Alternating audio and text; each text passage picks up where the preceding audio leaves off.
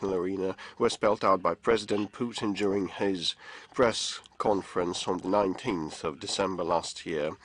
And prior to that, he had regularly touched upon the international affairs in different interventions of his during the call-in and the Valdai Club and on other occasions also, so I will not dwell on those developments that filled the essence of international life and comprised the gist of our initiatives in detail. I'll only remind you that the current contemporary historical epoch is the one of a standoff between those who uphold the international law, key principles, and the world order that developed after the victory over Nazism and the Japanese militarism in the Second World War that was enshrined and consecrated in the most important international instrument. I'm referring to the UN Charter. And those, on the other pole, who are not satisfied with the Charter, and those who decided after the end of the Cold War that it was all over, the game was over, and the main rival in the face of the USSR and the social camp was oppressed forever. And then they decided they would be guided not by the UN Charter, but by the wishes that brew inside the so-called political West, made up of the US and their also Asian allies, Japan, Australia, New Zealand, and Korea. Those we call the political collective West.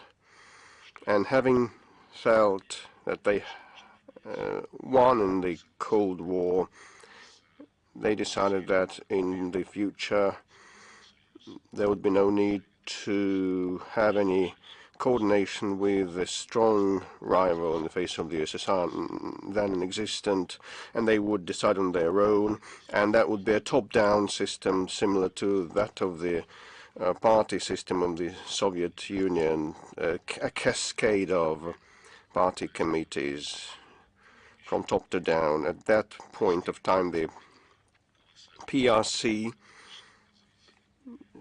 did not clock up considerable economic achievements in political and economic development that it has been enjoying at this stage. So the West faced no opposition then, but in the past years, and President Putin repeatedly touched upon that, convincingly describing the root causes of the start of the special military operation, on the true origins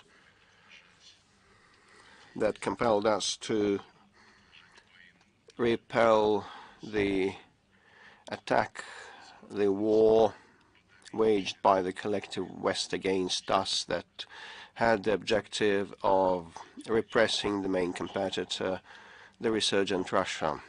I will not enumerate those causes, but the main reason was to weaken Russia geopolitically with the help of creating right on our borders, not somewhere far away, but right on our borders, on the historically Russian territories that were developed by Russian czars and their servants, creation of direct military threats on that territory in order to curb and curtail our strategic potential, annihilating it as considerably as they can. And the second root cause was about people who lived on those lands for centuries, developing those lands, building cities and ports and factories. And the Ukrainian regime that rose to power with an unlawful coup d'etat и повел тотальное наступление на все русское, что веками, долгими веками составляло суть тех территорий, на которых люди отказались подчиняться новым нацистам. Вот сейчас мы наблюдаем разгар этой битвы, если хотите.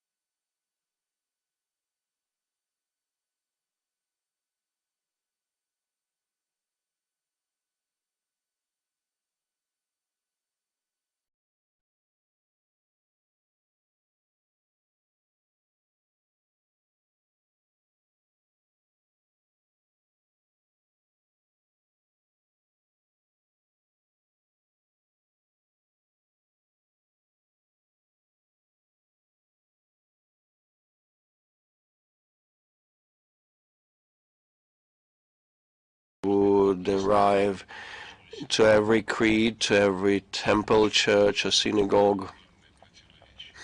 And this is the main contradiction as we see it. But actually the desire of theirs to proclaim themselves as the masters of everyone's destiny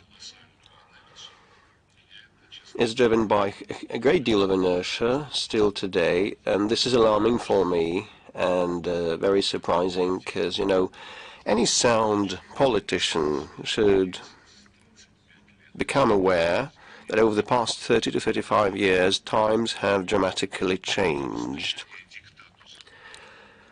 And, you know, the opposition to the dictate of the West is now reinstated, not in the face of the USSR, but, you know, in the face of the new emerging economies and financial centers, China, India, ASEAN, the Arab world, the American and Caribbean community, New Russia with its allies, together with its Eurasian Economic Union, CIS and CSTO allies, including also BRICS and Shanghai Cooperation Organization.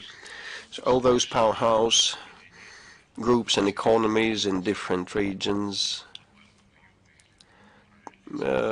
belonging to the global majority of the global south. The new reality is already here, and there are in existence strong rivals and competitors who want to compete in sports and economy and other spheres, but the current elites of the West cannot overcome this inertia, and they are going downhill, trying to impede the path of their competitors everywhere. Like in the economy, the US proclaimed just recently a package, just today, a package of sanctions on microchips and AI, banning imports of those microchips to NATO and EU member states. So I have a firm belief that the United States needs no competitor in any field, starting with the energy, where they, in a headlong manner, give a go-ahead to perpetrate and pursue terrorist attacks that ruin the energy well-being of the European Union, and they prod their Ukrainian clients now to take out the Turkish stream as well. And the competition in the economy or rejection of competition and aggressive, unfair methods of repressing their competitors manifest themselves in the sanctions policies that became the basis of their international and foreign policy and affairs. They imposed sanctions against China and even against their own allies without the slightest hesitation. When they start thinking that someone else would produce something cheap and be more efficient and at international markets than the American manufacturers, and the sports is kind of a soap opera of how fair competitions are turned into catering to the needs of a country that proclaimed itself to be the winner. So if Mr. Trump, when he takes office, makes America even greater again, so we should have a close eye on the possible methods of President Trump to attain those goals. I would not like to take more of your time. We have outlined the main contradictions of today. I'm ready to take your questions and respond. Please, Ria Novosti. RIA News, you have the floor. Thank you very much. Christian Lola Rodriguez. I'm here, Minister Lavrov. I'm here on the first row. Minister Lavrov, I have two questions, if I may ask them. My first question is about your opening remarks. You mentioned the Yalta-Potsdam system, that it is existing, but we have to respect its key provisions. What can we do about the fact that the world actors confessed that they were not going to consider the system relevant? How can Russia keep them inside the system? This is my first question. And my second question, President of Serbia, Mr. Vučić, makes such statements which are interpreted by some experts as the ones that go in line with the US policy. How do these statements go in line with the special character of relations between Russia and Serbia? Speaking about the Yalta and Potsdam system, this system did not disappear. They say that this system is no longer viable, and political scholars say that we should find some other options given the new balance of power. No doubt, Yalta-Potsdam system was initially discussed and designed by writing the UN Charter. The states who fought Nazism did so, first and foremost the Soviet Union, the United Kingdom, the United States, and later, when the key fundamental principles of the post-war world order were agreed upon, France, and after the revolution in China, the People's China Republic also became the permanent member of the UN Security Council. The Charter, and it is my strong belief, does not need any improvements. in terms of principles. The principles of equal rights, of self-determination of peoples, the sovereign equality of states, of territorial integrity of those states whose government behave appropriately, respect the rights of all nations living on a given territory, and that is why represent the whole population living on their territory, which is not the case with the Kiev regime in Kiev, which came to power as a result of a coup d'etat 11 years ago. From day one, they never represented neither the people of Crimea, nor the people of Donbass. All these principles are just. But there is one thing. Proponents of the UN reform say that the key injustice, the main injustice, is the permanent membership of some states in the UN Security Council with a veto right. We have explained on numerous occasions that this is a special mechanism which was non-existent in the previous structures in the world community. There were no bodies, no international bodies with special rights, but establishment of the permanent members mechanism was the lesson taught by the League of Nations. There was one state, one vote principle, and this did not allow people to give additional privileges to great powers, but it also prevented more influential powers to implement their special responsibility. They could not feel, they could not perceive their responsibility for the destiny of the systems included in the League of Nations systems. All other principles are absolutely just, and they should be implemented comprehensively, not selectively. Speaking about the UN Security Council reform, of course we need one, because those states who are especially responsible in world economy, in world finance, in world politics, and also in military scenarios, they are not represented in the UN Security Council. We have stated repeatedly that such states as India and China, I apologize, I mean India and Brazil, according to all criteria, they have deserved long ago permanent membership in the UN Security Council.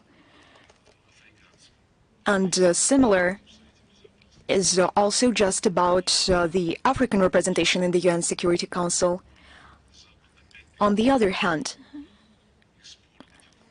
the West is trying to disrupt this process by all possible means. They are trying to guarantee their dominance.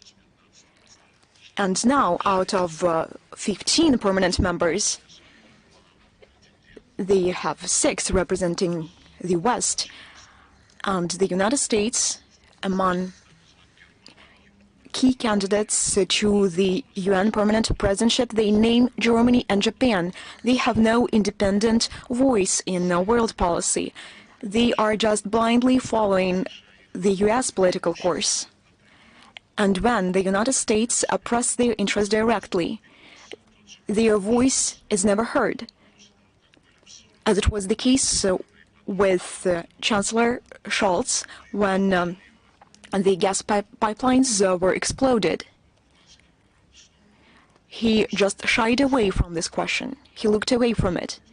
This is also the case of Japan, which is fully dependent on the United States. It is unfair. The West has 6 seats out of 15. We should increase the representation of the developing states. And together with this UN Security Council reform, we will make the West understand that it is no longer capable to impose on the whole world for many centuries its own rules, to pump out resources from Africa, Asia, and Latin America to live at the expense of others, and that we should seek the balance of interests. And we have a very good foundation for that. The International Legal Foundation of the Yalta Potsdam System, International World Order, and the UN Charter. We should only implement it. They should understand that they can no longer rule the world. Speaking about Serbia, of course, we want our relations with Serbia to be based exclusively on the interests of the Russian and Serbian people, on the interests of our states. In the overwhelming majority of cases, we have convergent positions, and these relations have concrete agreements, have concrete projects, including in energy, approved by heads of states, approved by governments, approved by companies and enterprises. We have shared and joint production. I mean, the corporation Serbian. Что ни при каких обстоятельствах она не подлежит национализации. Поэтому, когда сейчас американцы, даже не американцы в целом, а вот эта администрация Байдена, у демократов есть такие манеры в политике в американской, напоследок нагадить.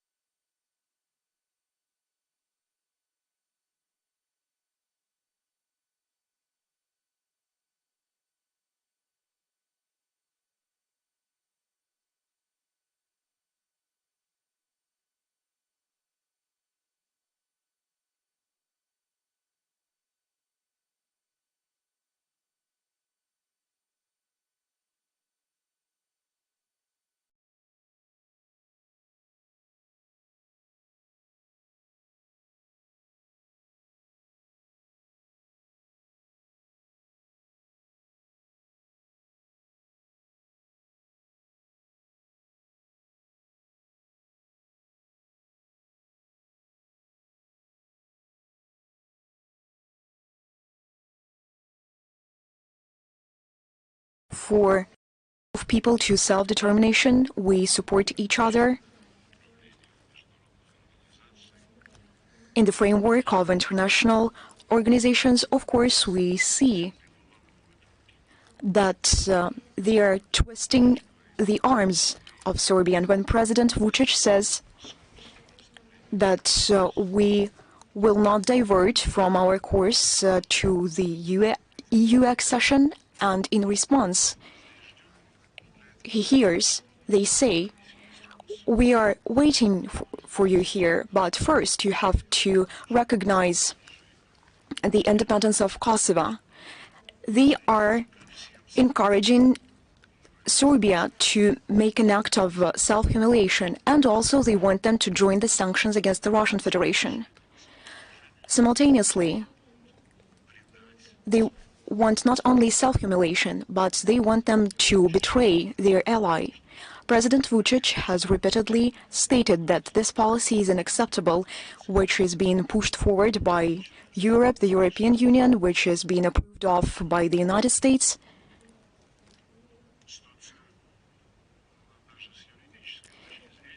Even from the legal point of view,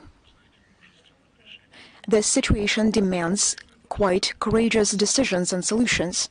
When you have an agreement with someone which has nothing to do with us, but which has to do with our willingness and our aspiration to punish your partner, because we just want to do so. And this also backfired to you. It is up to the Serbian people to decide. The Vice Prime Minister, who represented Serbia during BRICS summit in Kazan, he made a clear statement in this regard. We will wait and see. We are in contact, we are in touch with our Serbian friends. We will hold urgent consultations and we expect their reaction. RT Spanish, the floor is yours. Minister Lavrov, just lately, Venezuela held the inauguration ceremony of Nicolas Maduro, the legitimately elected president of the state. However, his rival at the election still says that he is the winner of the election. It is considered to be the winner by some other states, including the US. What do you think of the situation? Perhaps this situation is similar to the one we had during the previous election. What is the objective? What is the objective of Washington? In principle, Washington is blinded by its dominance, by its impunity, by its right to decide the fates of all the people in the world. It is not manifested only in Latin America, in Venezuela. Mr. Gonzalez, Svetlana Tikhanovskaya, they were also proclaimed as legitimate representatives of Belarus. At least she is received in the Council of Europe and some other Europe-centered organizations.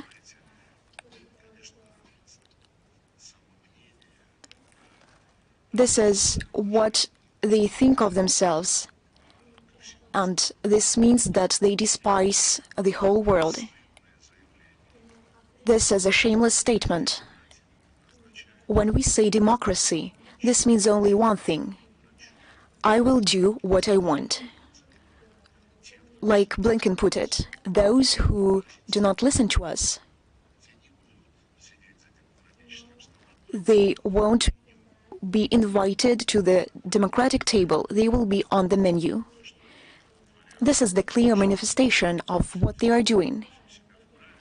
And they believe that they are entitled to decide the outcomes, the results of the election.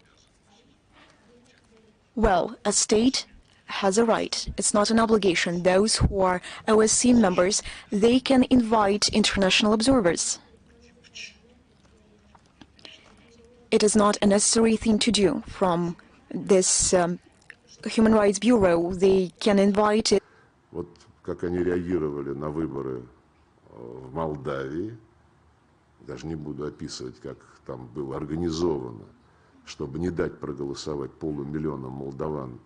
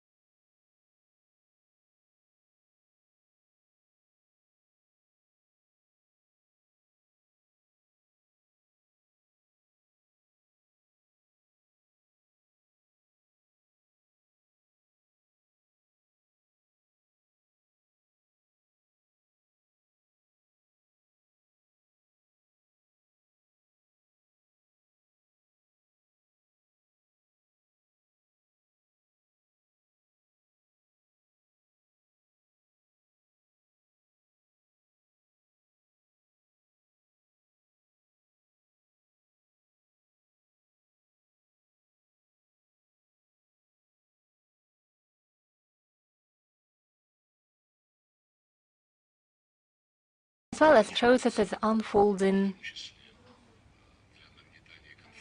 in particular in order to incite confrontation and hostility in international affairs. Something our colleagues and our neighbors from the NATO are doing, led by the United States. They are always willing to drive a wedge between us and to seed so hostilities, be it in South China Sea or be it as they formulated now in the Indo-Pacific region, including also in the Middle East, everywhere. The US have hundreds and hundreds of military bases everywhere, so it wouldn't take a lot of effort to incite a dispute, but we can see their schemes everywhere. They try to create destabilizing and confronting schemes everywhere, and after that, they simply look at how countries that pretended to have some influence in the region spend their efforts, their money, their time due to such provoked crises in order to settle these disputes, while the United States get increasingly more dividends, as they did during World War I, World War II, and in a similar way, the greatest burden of war against Russia with the hands of Ukrainian was put on the European Union. Leaders of the European Union, including France, Germany, and Italy, have to keep silent. Some people from the opposition, like Alternative for Germany and the Sarah-Wagenknecht Alliance and the National Front in France, the opposition do ask why they spend so much money while the poverty level is growing, while they see deindustrialization, when industry is fleeing to the United States because the US has taken steps to make sure that taxes are lower in the United States than in Europe, and energy costs about 4 times less than in EU. Well, I don't know, in California, the damage is estimated at 250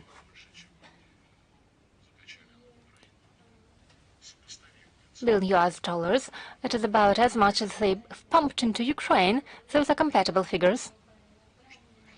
And probably what we have seen during the international events like the... У них проблем-то у Соединенных Штатов очень много. Там нищета на каждом шагу, если сойти с центральных магистралей. Поэтому, когда Китайская Народная Республика и Российская Федерация выступают за равноправный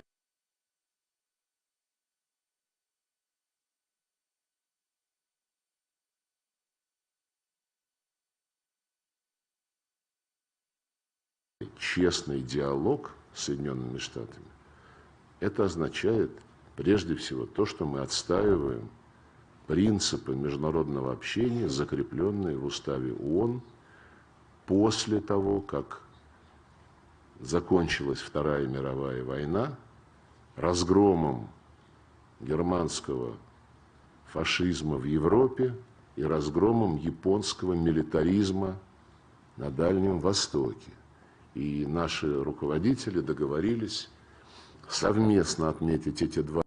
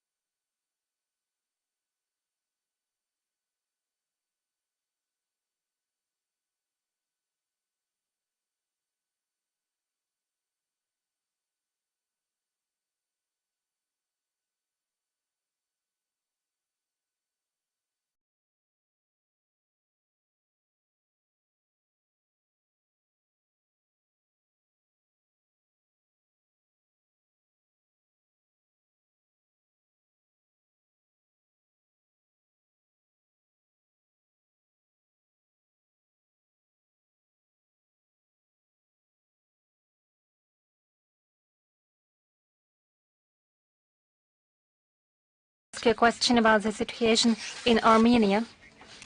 We see that they are trying to make sure Armenia goes the wrong path. And it becomes a hindrance to its very existence.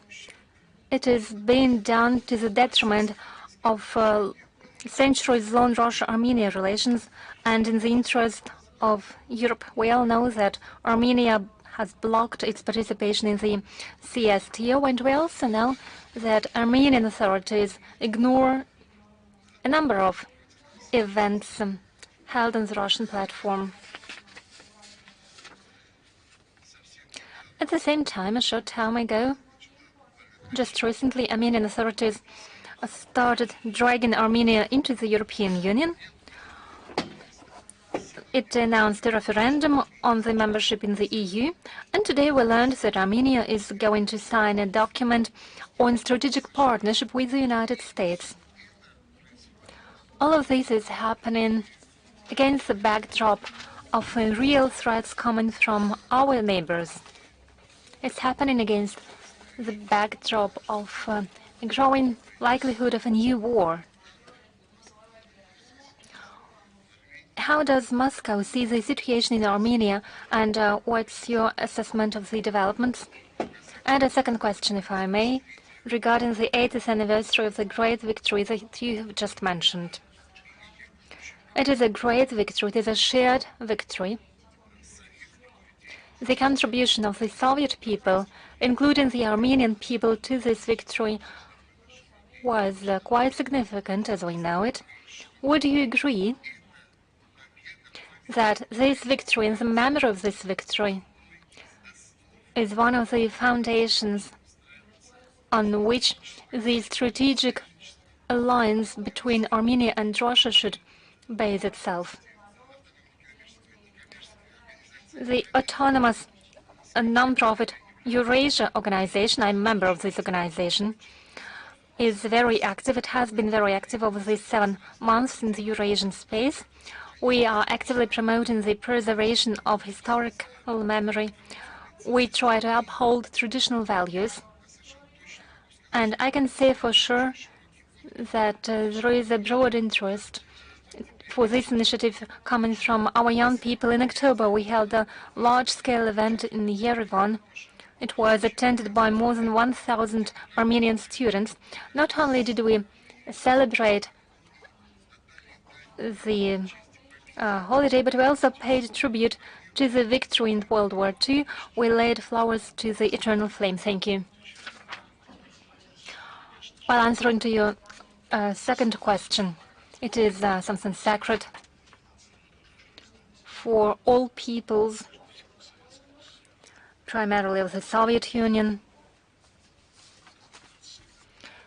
They faced attempts of genocide on the part of Hitler occupants, but it is also sacred for all of those who are fought as part of the army or partisan units of the countries and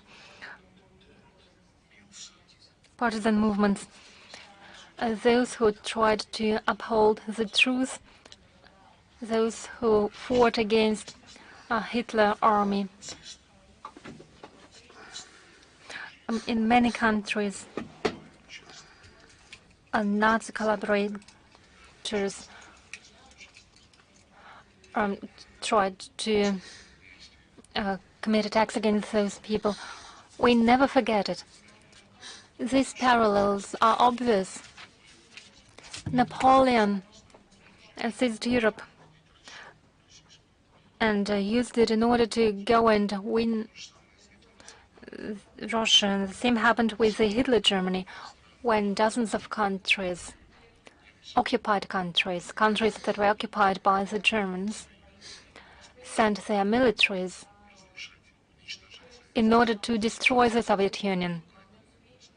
And by the way, when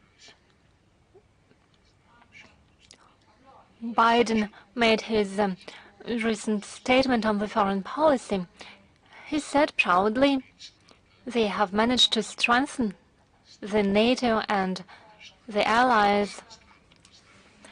He said 50 countries were recruited in order to help Ukraine, as he said, but in reality they fight against Russia. So history repeats itself. Everywhere there are elements of superiority. The sense of superiority,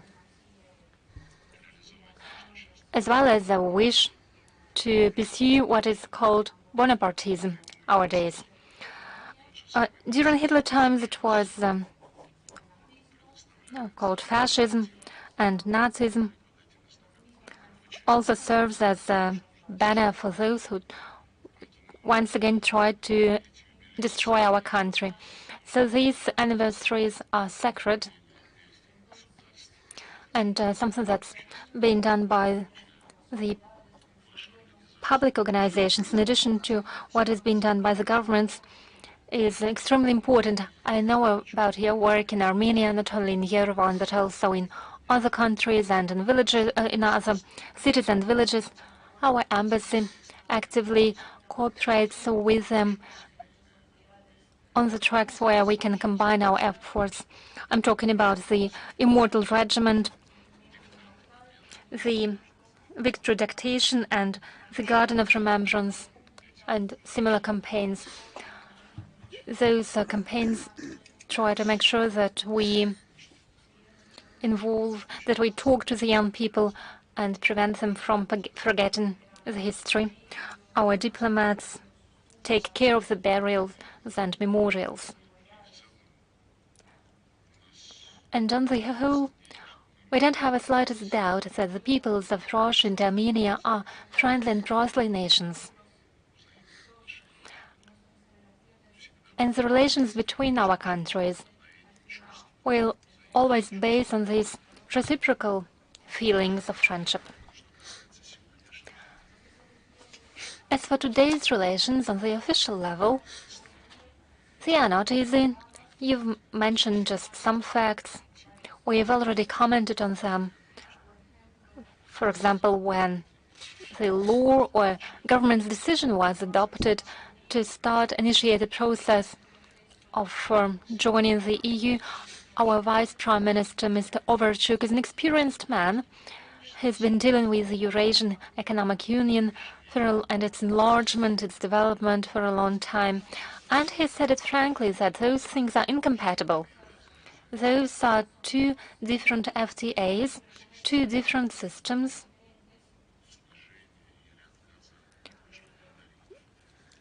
Related to duties and customs duties. They don't coincide. Let me remind you, back in 2013, after our multiple reminders, the then President of Ukraine, Mr. Yanukovych, pointed to the fact that negotiations that had been conducted with the EU for a long time then about the Ukraine's association with the EU, those negotiations implied that some parameters are to be adopted, and if they are adopted, there will be in direct contradiction with the CIS standards. And by the way, Ukraine enjoyed these rules as member of the Community of Independent States. They were close to zero. With the EU, in trade with the EU, Ukraine had significant trade barriers with the EU. The duties were relatively high. When we were joining the WTO, we traded significant elements in order to protect our services. If Ukraine continued having zero tariffs with the CIS states, and if it were to obtain similar zero tariffs or close to zero tariffs with the EU, it would mean that the goods would flow from the European Union through Ukraine to our territory without any tariffs. That's something that we explained to the Ukrainians. When the Yanukovych government became aware of that, and when they figured that unless they did something, we would impede Ukrainian imports to Russia and they would suffer, bearing in mind that a lion's share of their trade was with CIS, not Europe, they just then asked to postpone the association agreement signature by several months to think it over. And actually, our proposal was to sit down together with the European Union and Ukraine, with the European Commission and Ukraine, at a table and think whether Ukraine could get benefits from the association agreement and not lose the benefits from the CIS FTA. And José Barroso, quite a haughty person, and he then said that was none of your business. He said we don't interfere with your relations with Canada. So anyway, coming back to Armenia, the decision of the legitimate Armenian leadership to start accession to any international group where they are wanted is their sovereign decision, but, weighing up all the pros and cons also would be the responsibility. Экономическим блоком. Вы упомянули, что Армения заблокировала участие в ОДКБ. Они просто не участвуют в мероприятиях, но справедливости ради они официально.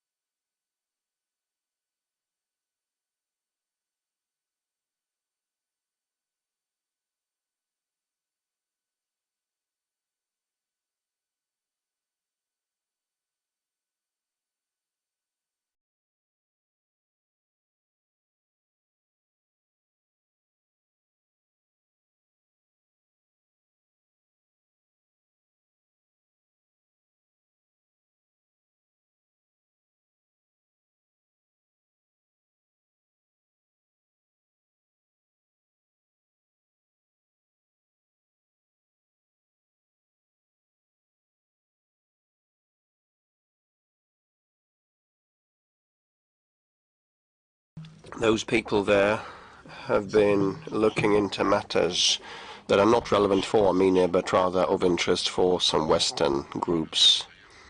Yesterday, Ararat Mirzayan signed an agreement with Secretary Blinken on strategic partnership. Well, this, after all, again, is a sovereign decision by two states. So it doesn't matter, not the fact or the title matters, but, the consequences. We also had the term strategic partnership in titles of many agreements with Western countries, but, proclaiming such strategic partnership, we never required this or that participant to act against a third party. In peaceful times, well, I'm not speaking about the Great Patriotic War, which is quite a different thing, but in the after-war epoch, no agreement ever spelled out that once we are strategic partners, you should join sanctions. And probably they would demand Armenia to do so, but dialogue continues with Armenia. Mr. Mirzayan has been invited to Russia, and he has accepted the invitation. We expect him to come shortly. Sky News.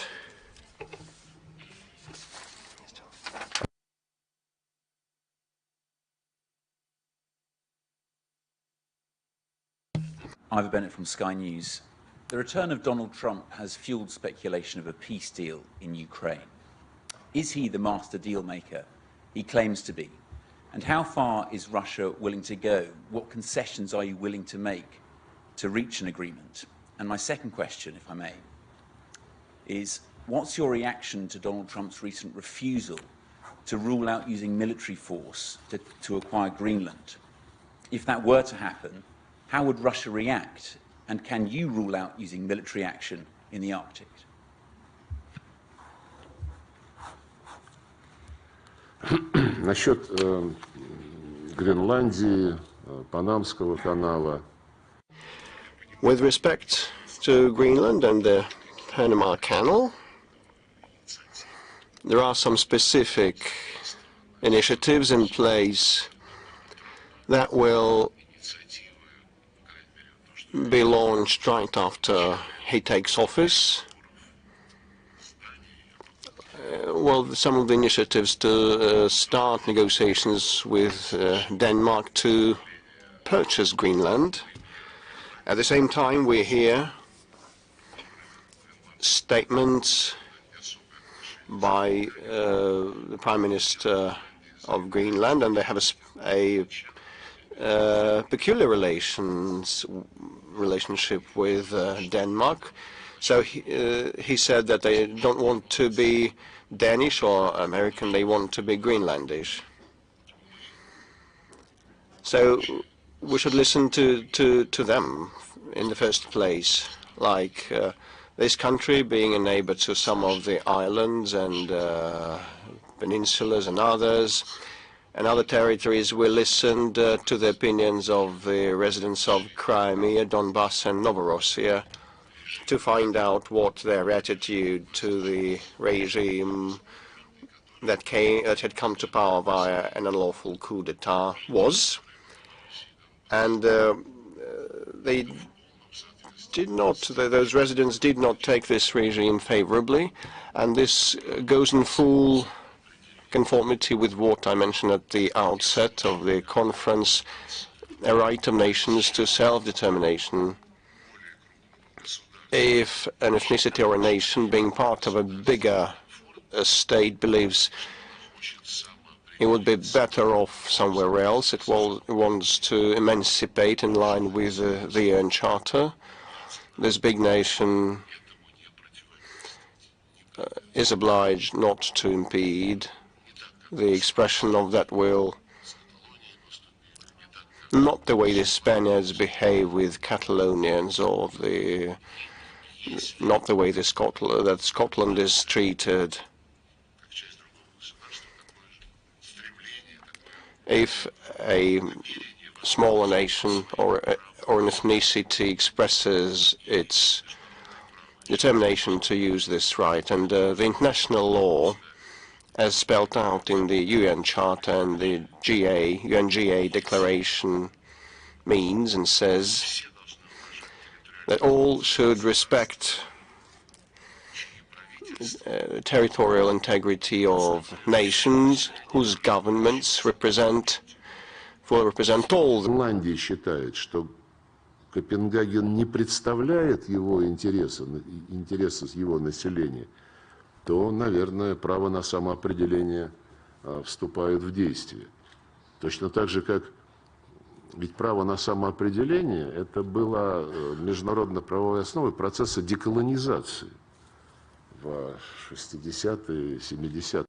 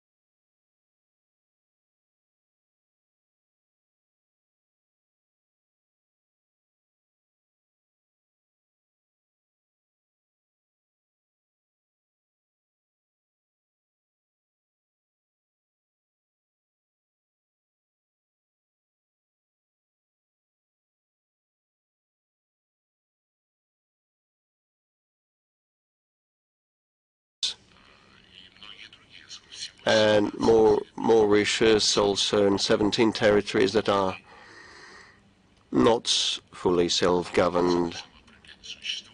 Still, the right of nations to emancipate, to self-determine is existent. It is the foundation of the decision to finalize this process of decolonization, and inter alia, this right is pertinent of the decisions by the Crimean residents and the residents of Donbass in favor of self-determination back in 2014 and 2022, similarly to the African peoples that did not believe that the colonizers represented them. Now the Crimeans, the Donbass residents and the Novorossiya residents could not perceive the Nazis that came to power through a coup d'etat to represent them and cater to their interests and needs. So them Nazis, having seized power, proclaimed that they would eradicate the status of the Russian language in Ukraine, and they did so, and they banned laws, and they enacted laws banning the Russian language long before the special operation started. In the West, everybody is obsessed with the human rights, and no one said a word there then and now. Well, you know, human rights are reflected in Article 1 of the UN Charter. Well, everybody must respect human rights, respect of race, gender, creed, or ethnicity. So the canonic Orthodox Church in Ukraine is banned, and the language is banned in Ukraine, the Russian language is banned in Ukraine, and no one pays heed, although the West is so particular about the human rights, using every pretext to tout them. And, you know, in this case, day-to-day life of those people in Donbass was distorted and ruined, and everybody kept silent on that. So when President Trump, when he becomes president and takes office, comes up with his clear position on Ukrainian matters, we definitely will study and entertain that. And what is being said currently is being said in the run-up to the inauguration and major things. So as Donald Trump has himself said, he should first take office and become the lodger of the Oval Office. So all those things described in recent years have several aspects. Well, the fact that the real situation on the ground is now mentioned more frequently is commendable. And at the same time, Mr. Waltz, who, as I gather, will be the national security advisor in the future administration, and President Trump, in a big interview, mentioned also that they mentioned the root causes of the conflict in the respect that dragging the Kiev regime into NATO, despite the accords reached by the USSR and the United States in the past and later during the OSCE talks, where it was decided on top level by consensus, including presidents like President Obama in 2010.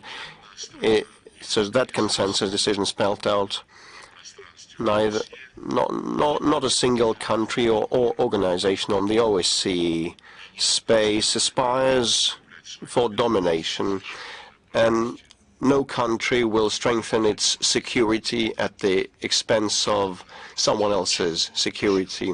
And NATO has been doing what it promised not to do, exactly. And now Trump has voiced that openly. For the first time ever, a frank concession followed from the mouth of a Western leader that NATO members were lying when they signed documents and instruments with the USSR and later on the OSCE level. That was used as a screen, as a pretext and a garb to move closer to our borders, violating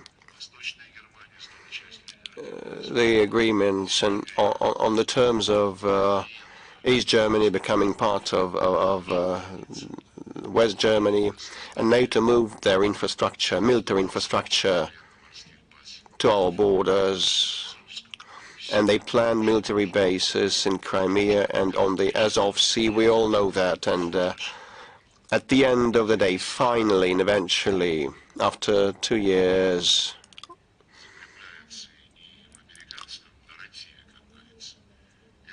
of our reminding them about that, well, we start hearing that in the American narrative, but no one at this point publicly mentions the rights of the Russians and Russian speakers whose language and culture and mass media and canonic faith in Ukraine were legally prohibited.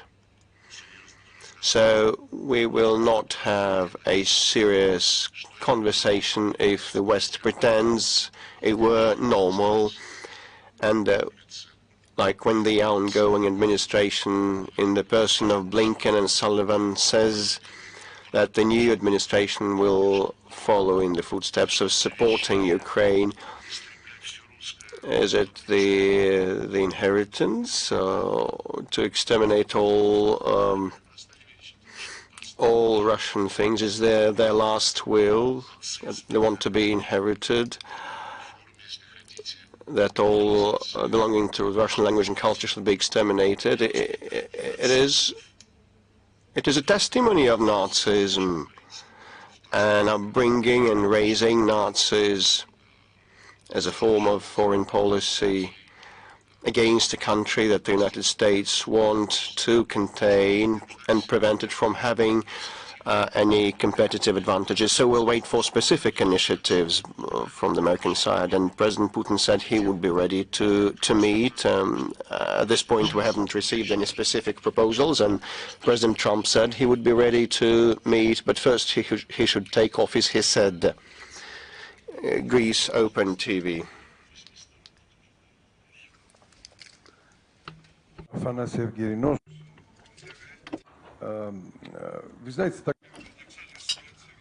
You know, there is a paradox in Europe.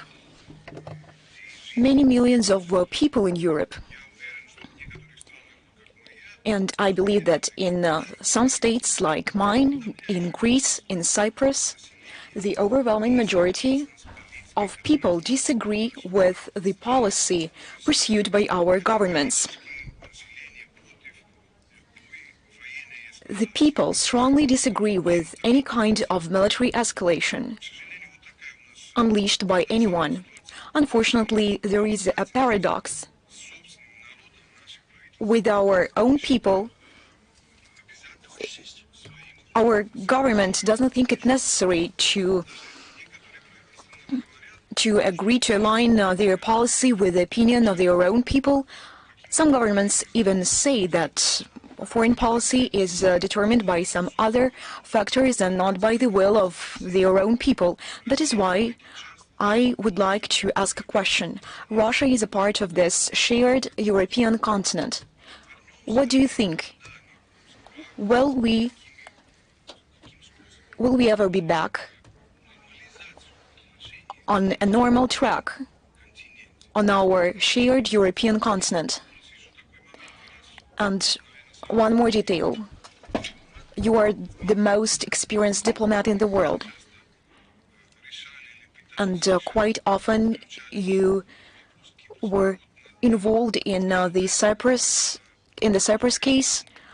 Now they are speaking about the new round of this negotiation process in Cyprus. Do you have any expectations, recommendations maybe, to those who will lead this?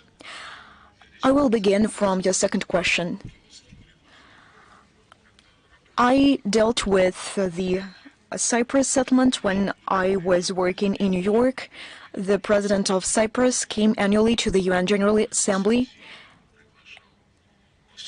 Annually, he invited the ambassadors of the 5 permanent states.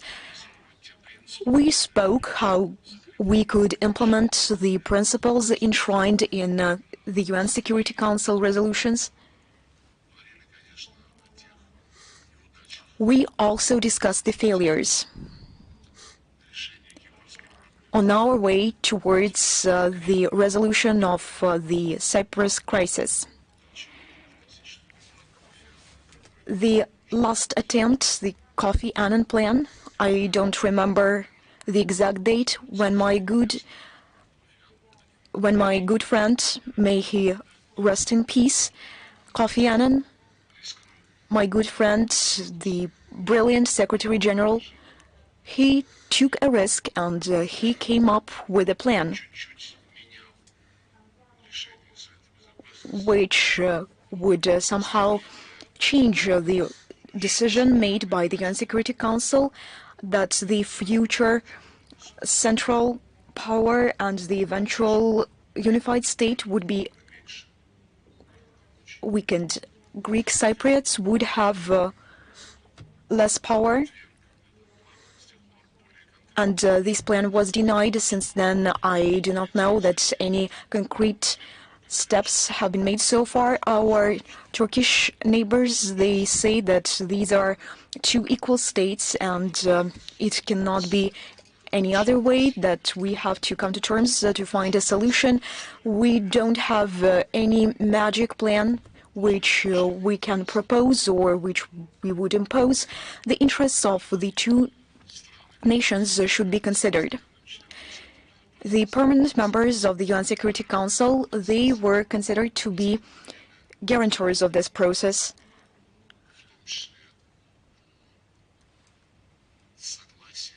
But with the consent of Nicosia, this group of 5 doesn't come together to negotiate. The authorities of Cyprus, as far as I can suggest, with the United States. We want only one thing. We want the people of Cyprus to live the life they want in the north and in the south. Many Russian citizens live in the south of Cyprus, and more than 10,000 Russian citizens live in the north of Cyprus. We don't have the permanent consular office there, but we provide consular services on a regular basis, and we want the people of Cyprus to determine their future. We understand that the authorities of Cyprus have partners who do not merely want the people of Cyprus to come to a solution as soon as possible, but they suggest the ways of this solution. For instance, to join NATO, to change their domestic legislation in order to do something wrong to Russians who transferred money to the banks of Cyprus. And when they say what price, what cost should they pay to enter the European Union, and to Cyprus, they say there we will have no problems in the NATO, we all will be allies. But here you have to diminish the number of Russians. Perhaps you should not remember so often about your shared history, and we do not interfere into this question. I understand that for Cyprus this is a very important issue, but from the geopolitical point of view, the first part of your question is far more important, whether we can come back on a normal track on our shared continent. This is a very important notion. It is Eurasia, the biggest one, the most densely populated one, and perhaps the richest one, a rival to Africa and with Greenland in terms of natural resources. But this is a continent where, with no unified structure, unified body for the whole continent. In Latin America there is CELAC, in Africa there is an African Union, along with many sub-regional organizations and structures in Latin America and in Africa. Of course, they are in place, but there is one organization for the whole continent. And here in Eurasia, we only have a sub-regional body. Крыши, что ли, такой, которая бы все сводила вместе, там не существует. А, наверное, было бы неплохо попытаться это сделать. Вы сказали, возможно ли вернуться к нормальным отношениям.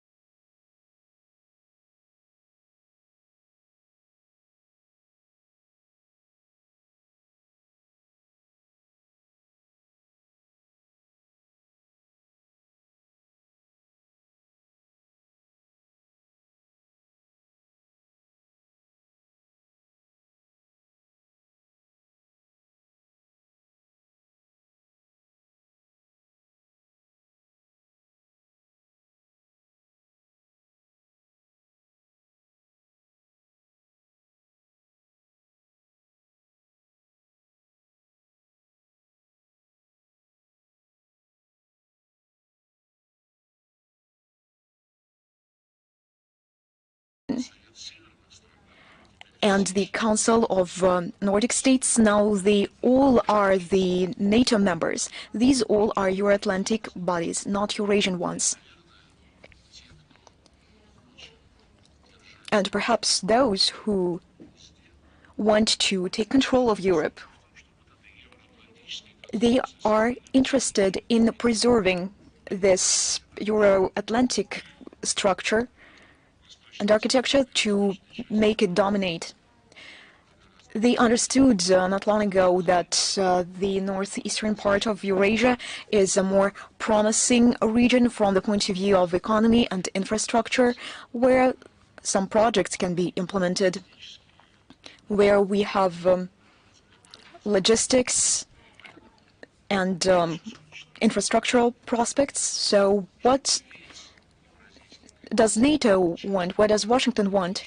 To bring the Eurasian continent into this Euro-Atlantic construction. Stoltenberg, not long ago, said that the security in the Euro-Atlantic region and the Indo-Pacific region is indivisible. The indivisibility of security, which was proclaimed in 1991 as the OSCE principle,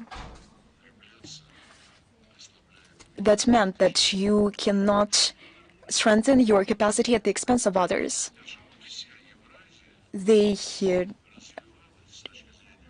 Now they treat this differently. They want Eurasia to develop in line with Euro-Atlantic parameters.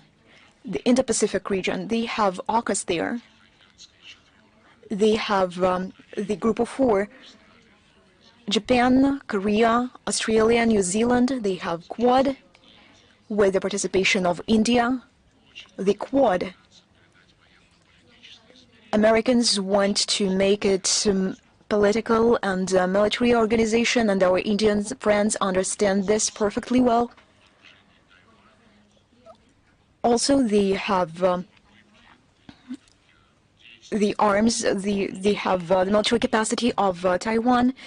Attempts to involve the Philippines not into the activities of ASEAN, but into the efforts taken by these bloc constructions led by the United States. If we speak about the Taiwan Strait, everyone says Europeans, Americans, British, that they respect the position of one China, the People's China Republic, but they add, we adhere to this position, but no one should change the status quo. And what is the status quo? Independent Taiwan. It is obvious. And the People's China Republic, on numerous occasions, points out to everyone who comes from the United States on a regular basis to Taiwan that this is an unacceptable thing to do. Likewise, it is unacceptable to receive delegations from Taiwan when they travel around the world. President Putin, speaking right here on June the 14th, besides our position on Ukrainian settlement that I have already mentioned, we need to resolve the NATO issue once and forever, and to restore the rights of the Russian people, the right for their religion, for the language, which were exterminated. In this very hall, he spoke about the need to build the Eurasian architecture. The Eurasian architecture, which will be just like the African Union, CELAC, which will be open for all countries on the continent.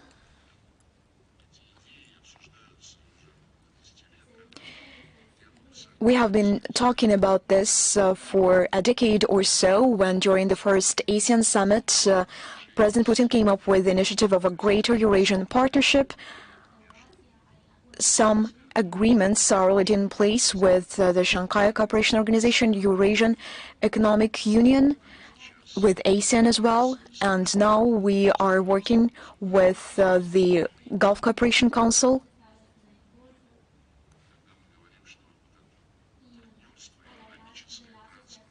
When we speak about this partnership, logistics, economic partnership, when we say that it should be open for all countries on the continent, we mean that in this case we use all the benefits we have, and we mean that the western part of the continent should also be involved. And somehow, and sometimes they demonstrate their interest in doing so to promote the idea of the Greater Eurasian Partnership. We harmonize the programs of integration organizations which are in place. This process is underway. In the same vein, the Belt and Road Initiative is implemented. The Northern Sea Route, the Persian Gulf, Chittagong Port, Bangladesh, Mumbai, Far East. These are very promising projects. That's what we call a Greater Eurasian Partnership. And when this partnership gains ground, and we have all the premises to say that it will happen, this will enable us to set up more competitive, more efficient ways of economic exchanges. And this will become the material basis for the Eurasian security architecture. The dialogue has already been launched to discuss the matter in October in Minsk.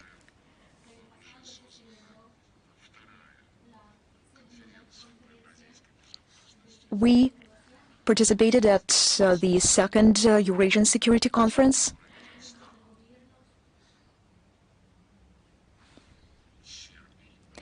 Which brought together also the members of government from Serbia, from Hungary. The Minister of Foreign Affairs took part for the second consecutive time, and they demonstrated their interest in this concept. Belarusians, as the hosts of this conference,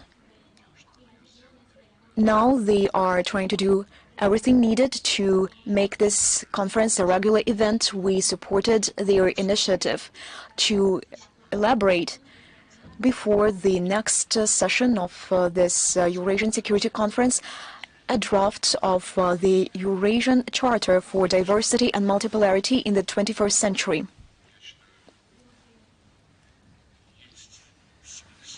That is why I believe that we should think about the ways how the Eurasian continent can develop based on the interest, first and foremost, of the states of the Eurasian continent, not from the point of view of the Euro-Atlantic,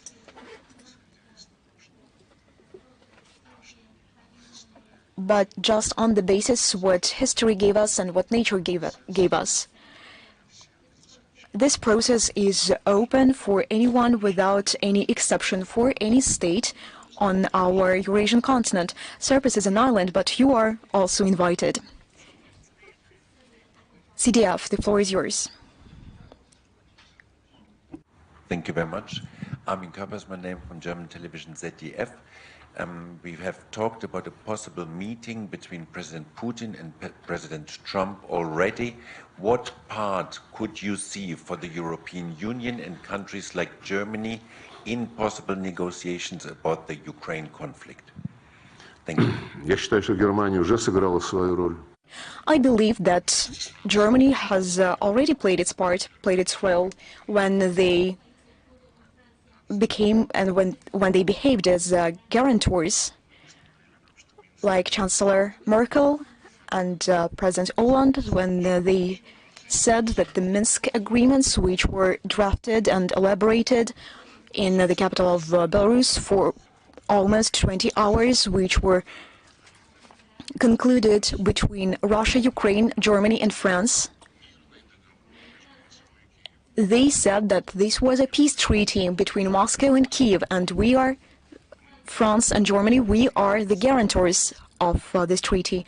They interpreted the status of the participants differently. Their position was, we, France and Germany, we are guarantors. We made you sit at the negotiation table, and we are guarantors.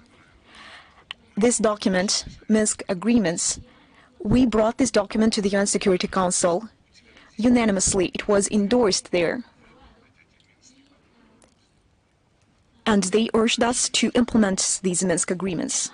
I'm not going to enumerate hundreds and thousands of violations committed by the Kiev regime, including bombardments of civilian sites, of civilian infrastructure, complete blockade of the territories who refused to recognize the results of the coup d'etat.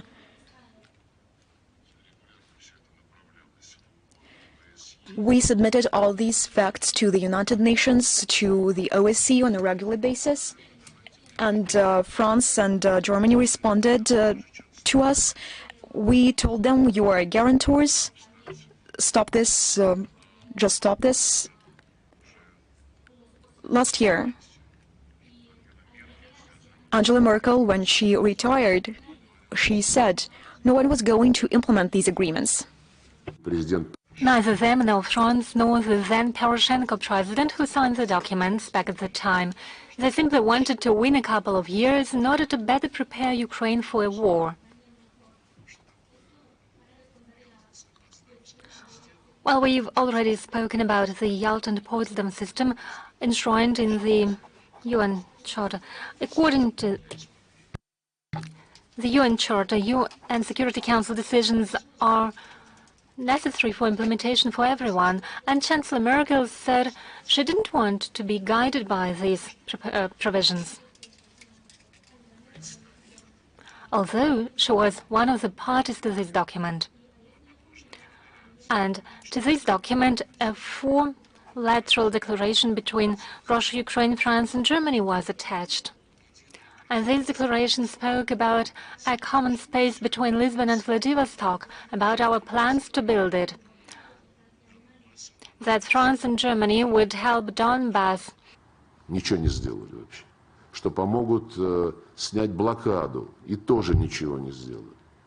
Что будут решать, организуют переговоры по решению вопросов транспортировки газа, помогать России и Украине в этой области. Ничего не сделали.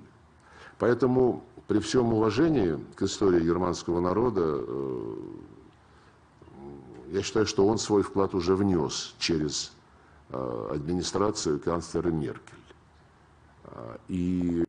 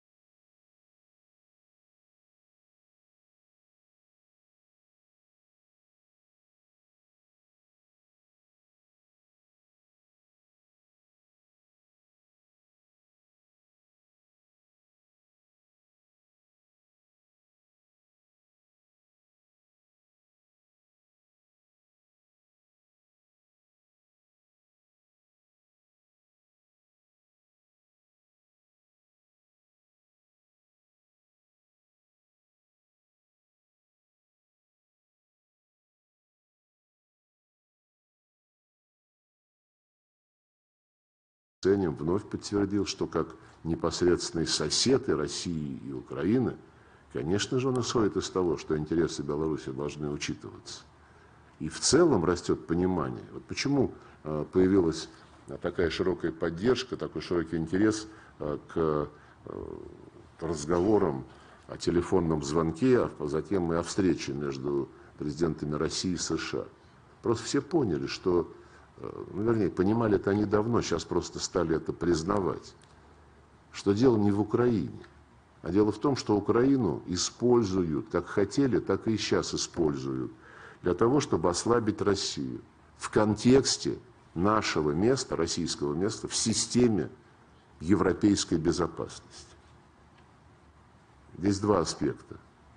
Во-первых, конечно же, угрозы на западном фланге, на наших западных границах должны быть ликвидированы, как одна из главных первых причин. Ликвидированы они могут быть, наверное, только в контексте каких-то более широких договоренностей. Мы готовы обсуждать гарантии безопасности той же стране, которая сейчас называется Украина, или части этой страны, которая пока еще никак не самоопределилась, в отличие от Крыма, Донбасса и Новороссии. Но при всей важности этого аспекта безопасности, евразийский контекст, он будет доминирующим. Потому что нельзя западной части континента отгородиться от таких гигантов, как Китай, Индия, Россия, Персидский залив, вся Южная Азия. Там сотни миллионов людей, Бангладеш, Пакистан. И надо обустраивать континент таким образом, чтобы дела в его центральной части, Центральной Азии, на Кавказе, на Дальнем Востоке, в Тайваньском проливе, в Южно-Китайском море решали страны региона, а не Столтенберг, который говорит, вот мы будем там работать, потому что безопасность НАТО зависит от Индо-Тихоокеанского региона. Это каким образом она зависит? Он действительно сказал. Его спросили, НАТО по-прежнему оборонительный альянс? Он говорит, да, он оборонительный альянс, мы защищаем территорию наших членов. Но безопасность территории наших членов в современных условиях зависит от безопасности в Индо-Тихоокеанском регионе, поэтому мы там будем развертывать в том числе инфраструктуру НАТО, мы там будем создавать альянсы, США, Южная Корея, уже военный альянс с ядерной компонентой, совсем недавно они это подтвердили, ну и так далее и тому подобное. Вот тоже интересный момент для политологов подумать, как вот это все объединить. Потому что евроатлантический подход ко всей Евразии, я заверяю вас, это иллюзия. Пожалуйста, Ирна.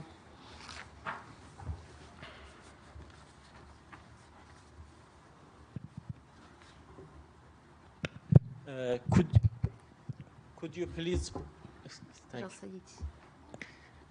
could you please provide more information about the Iran-Russia comprehensive strategic partnership treaty? What messages does the treaty convey, and are there any concerns from third parties about it? Thanks. Ну, осталось подождать, сколько, 3-4 дня, по-моему. Президент Пезешкиан приезжает, визит уже объявлен. Мы подпишем, наши президенты подпишут этот договор.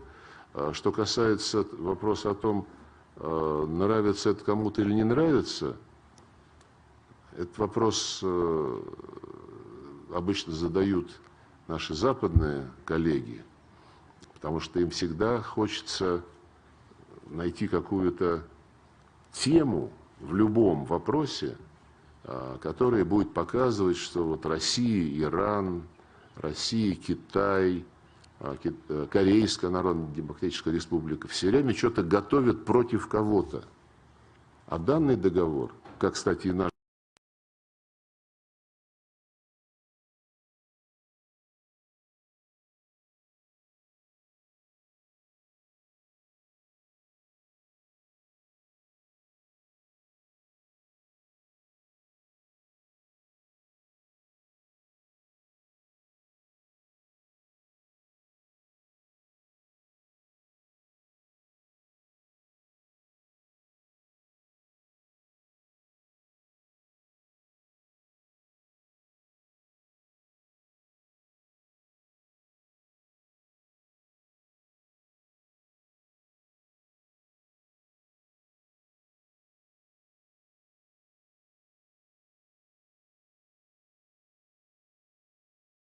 that Russia is contributing to the development of multipolar world order.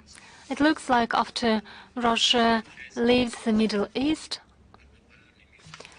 a unipolar world order led by the US will establish itself in the region. What steps can be expected from Russia in the region?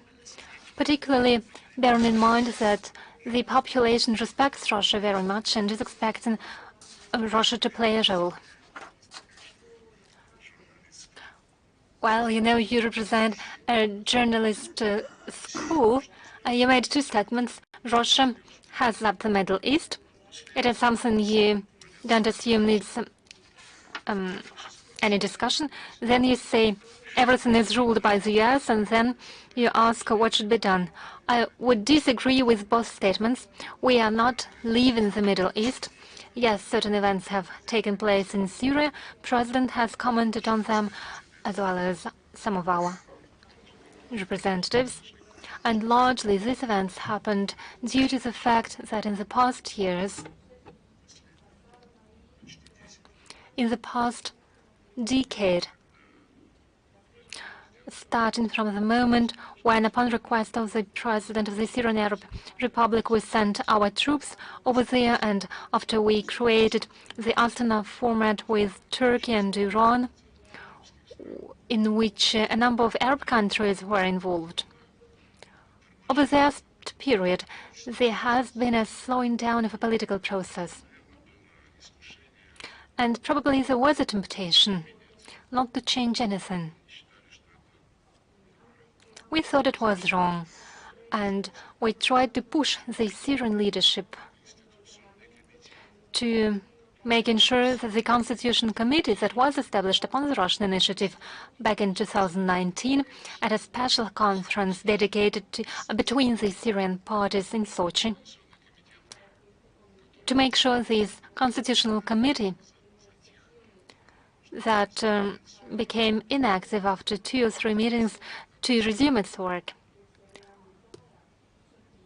However, the leadership in Damascus was not particularly eager, let me put it this way, to make sure it is operational and reaches an agreement.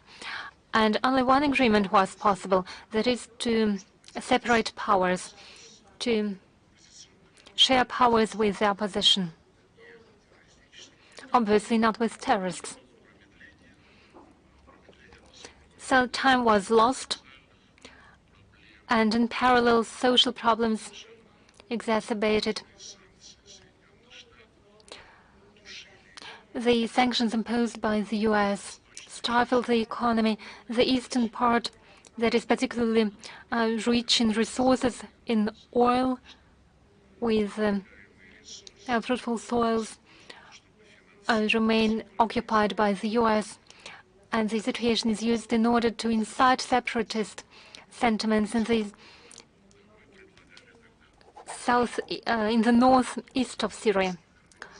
We proposed our colleagues from the Kurdish organizations to help build bridges with the central power, but they were not particularly eager to do so. They thought Americans would stay there forever, and they would create their quasi-state there.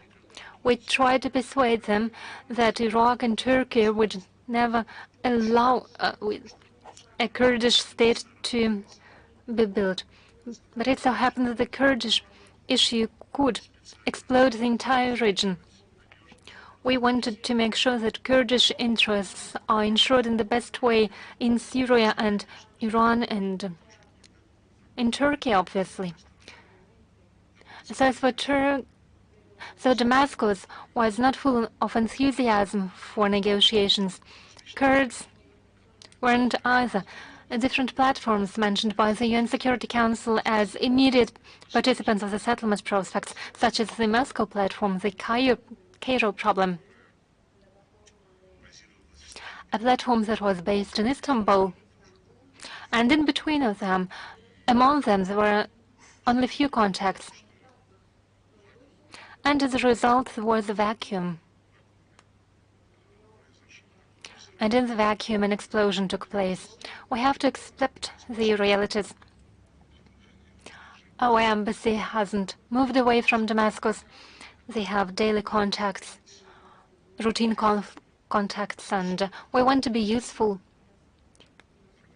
in the efforts to normalize the situation, and it requires an inclusive national dialogue in Syria with participation of all political, ethnic, confessional forces, and with participation of all foreign actors. I've had contacts with our colleagues from Turkey, from the Gulf countries. They've just held a second meeting after Jordan in Saudi Arabia with participation of Arabs, Turkey, and some Western countries.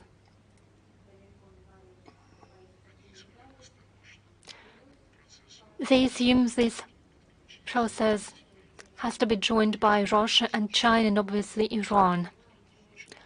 If someone is really willing to initiate a lasting process aimed at a real result instead of settling scores again with their competitors and rivals on the Syrian territory. So we are open for a conversation. The Astana format can play its role. I've already mentioned that Russia, Turkey, and Iran cooperate with Jordan, Iraq, Saudi Arabia, Qatar, and other countries show interest. When we held the meeting in Doha on the 7th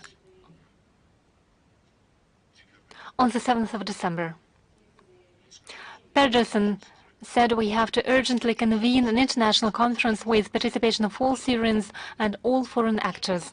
So we are looking forward to it. Reuters. Good afternoon, Mr. Lavrov. Next Monday, Donald Trump will be inaugurated as the 46th President of the United States. What are your expectations from the incoming administration, and what are your expectations in terms of Russia-US relations? Thank you. Well, it is our expectation that a new team will formulate its approach to international affairs. I do understand that President Trump has a will to do so, has mentioned it publicly. But we equally understand that the future president has an enormous responsibility for the state of affairs in his own country, taking into account the situation that he has inherited, in particular in Los Angeles and in California. It is a catastrophe what's happening with the people over there. President Trump also announced that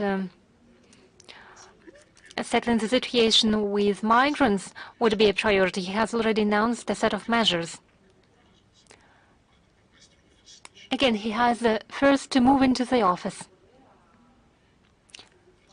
For the time being, all his explanations, all his considerations don't have a practical value. So let's wait until the new administration has formulated its official attitudes.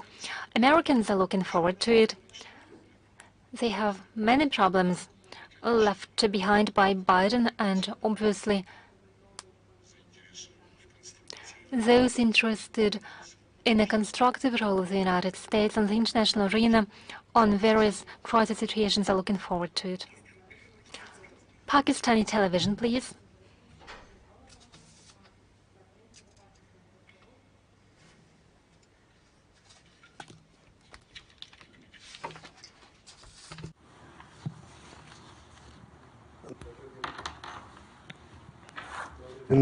Sergei Viktorovich,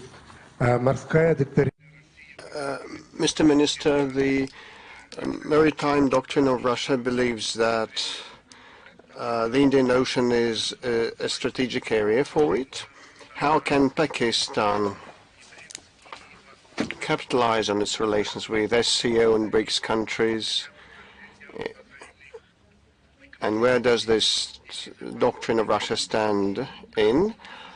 so that we could acquire long-term benefits? And how can you characterize today's level of relations between Russia and Pakistan? Well, I believe that we have been improving and enhancing our relations.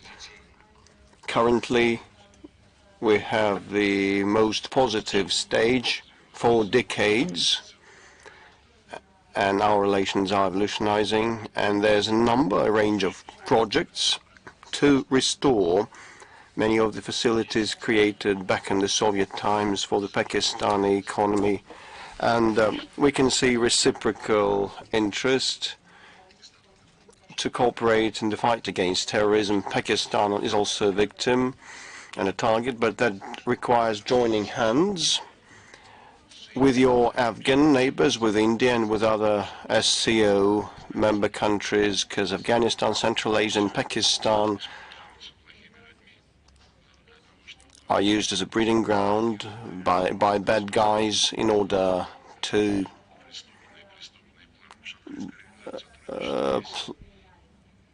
make and execute their malign and unlawful designs. The SCO has the anti-terrorist structure that works well and helps exchange information. And actually, the financing of terrorism is closely linked with drug trafficking and other organized crime. So for a number of years, we've been promoting an overture to establish a single center to fight new threats, including human trafficking, drug trafficking, terrorism, and other scourges.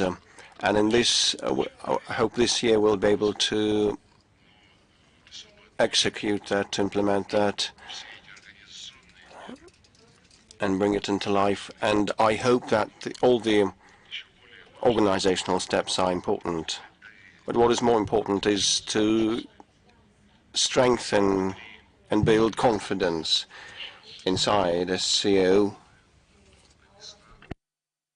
and within the Afghan format, the current Afghan format, Russia, China, Pakistan and Iran.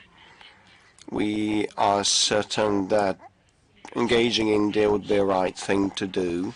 So generally SCO and the Afghan format and the Moscow format would be additional frameworks where India, Pakistan and China would have more opportunities to communicate, to be able to better understand each other, to ask disturbing questions and get and analyze answers. And we would be lending a helping hand.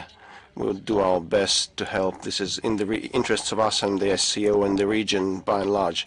So I can see it is the Vietnamese news outlet, information agency.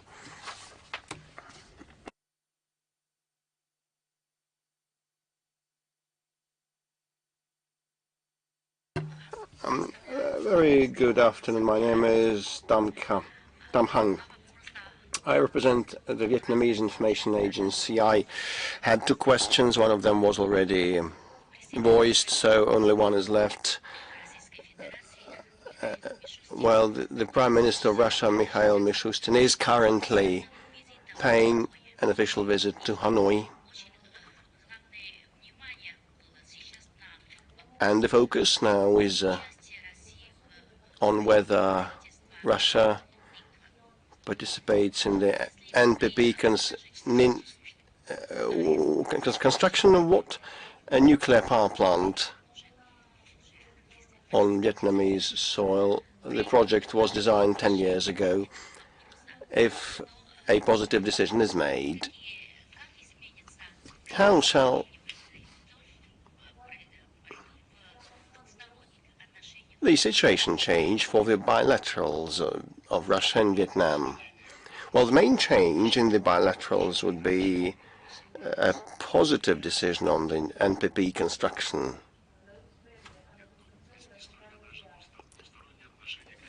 Well, you know, our bilaterals will be supplemented by other joint projects, and we have many of them with Vietnam. Let me single out the tropical center that is now being modernized. Also, we have joint projects in hydrocarbons production, Rusviet, Soviet, Petro, and others. These are companies operating on each other's soil. So the nuclear power is based on high-tech and state-of-the-art solutions. And as President Putin said repeatedly, we're not merely building a nuclear power plant. We establish a brand new industry for a nation, including personnel training and researchers training to work on that nuclear power plant. And some commercial aspects may also develop in Turkey. The nuclear power plant belongs to us entirely. It will just pay taxes and supply power. In other cases, the ownership is on a parity basis with the host nation. So formats differ, but it is certain that we will have another high-tech project in our bilaterals. And today we spoke about Ukraine, and we also have heard that Vietnam is ready to host talks on Ukraine. We're grateful for that, and we appreciate the warm attitude and the sentiment of our Vietnamese friends, but we cannot comment at this point of time because currently there are no specific proposals, and the goals of ours are and objectives of ours are to be carried through. So the Japanese median sitting next. You do not look like a Japanese. We'll try. Good afternoon. Yuri Kiriyanko from Sanki Simbun newspaper. I have two questions.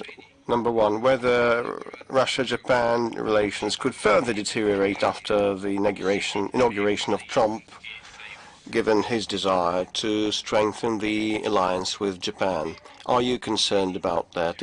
Does it worry you? And which of the areas of the Russia-Japan relations will suffer most?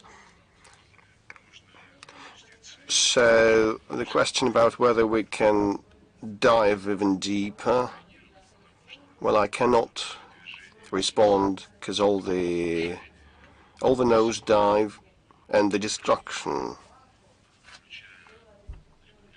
of all the foundations of our relations, including a regular, respectful political dialogue, was initiated by the Japanese neighbors. Russia did not venture anything of that kind. When we became desperate to see the implementation of the obligations and promises given by the Western countries, including the non-expansion of NATO eastwards and non-engagement of Ukraine in NATO and prevention of the Nazism taking root in Ukraine that now exterminates all belonging to the Russian language and culture. And despite the Minsk set of measures, the Russian residents were bombed. And when we faced a wall of, I wouldn't say misunderstanding, but deafness, they just didn't want to listen to us, so we launched this special military operation to protect our security interests and the interests of the Russian speakers in Ukraine. Japan received a command to join sanctions and snapped the salute. So this is life. Sometimes we receive signals about like resuming talks on the peace treaty and like let our people go to the Kuril Islands on some of the cultural motives. Well, someone just brings a message without any signature, without truly yours, or with huge respect. So the Japanese were always famous for their delicate rituals, cuisine, and attitudes to life. Refinedness has unfortunately disappeared in the way they treat us. But there are some of the exceptions sometimes. Well, actually, we never let culture or sports or joint projects in education fall prey to politics. We never did so, and we appreciate that despite what has been happening, Japan receives Russian performers and artists touring each autumn and hold days of Russian culture. So not all the countries have the nerve to do so nowadays. So in case your employers apply such approaches and such qualities to manifest their self-dignity, that would be in the interests of the Japanese people. And my second question, if you allow me. The Cabinet of Ministers of Russia has compiled the list of unfriendly nations and territories, and the island of Taiwan is there. So I assume it was a de facto item, but actually, de jure, it means part of the Chinese territory put on that unfriendly nations list. Whether the Chinese side voiced any protests, and how can you comment on that? Well, currently, despite the fact that we have a representative office of the Moscow Taipei Chamber, well, Taiwan proclaimed sanctions against us, and this is the criterion.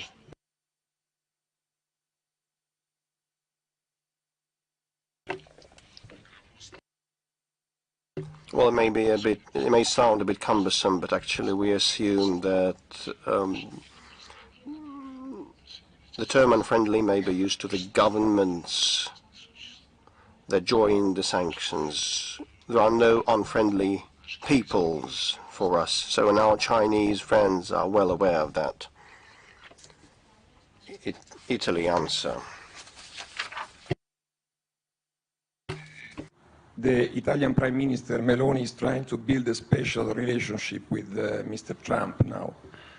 If Mr. Trump opens a new policy of dialogue with Russia, a new peace initiatives with Russia, do you think that what could be the role of Italy? Could be Italy, this Italian government, be among the first ones to follow this line, this new line of towards Russia? Thank you. Честно скажу, понятия не имею. Actually, I have no idea which the role of Italy might be, or which role Italy might play. We cannot prompt and tell sovereign governments what to do and how to act. And actually, also because those sovereign governments demand that we behave as they want us to behave. Well, in your question, you had the deeply ingrained thought that when Trump takes office, everybody will have to take sides, whether they side with Trump or against him. So when Trump finally arrives in office, Italy's role probably will be clearer. Colleagues from Azerbaijan. Good afternoon.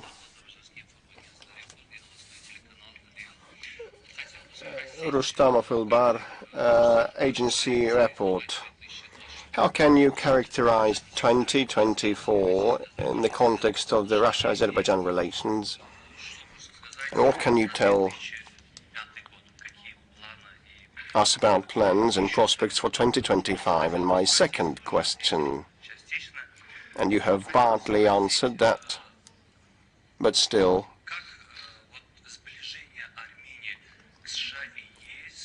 the rapprochement between Armenia and the West, how can that impact the security situation in the South Caucasus? With respect to the bilaterals with Azerbaijan, I have a high esteem for them, and they are confidence-built, and presidents communicate regularly, and there are no banned or tabooed topics. Presidents Putin and Aliyev